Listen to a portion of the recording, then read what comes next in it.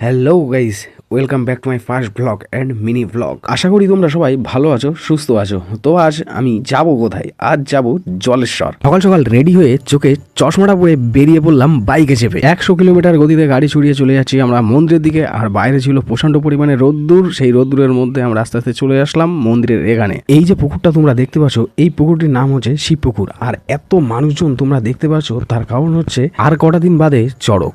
এই জন্য আজকের দিনে ভোলা বাবা মহাদেব এই শিব পুকুর থেকে উঠে আসবে দিন 12র জন্য। বাবা মহাদেব কিন্তু সারা বছর এই শিব পুকুরের নিচে থাকে।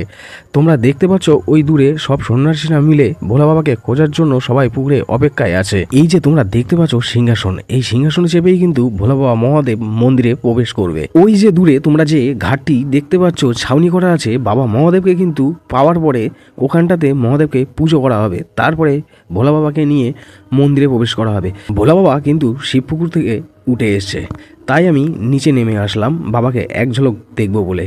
কিন্তু ওখানটাতে এতটা পরিমাণে যে ভিড়, কোনো রকম কোনো সুযোগই পেলাম না বাবাকে দেখার জন্য।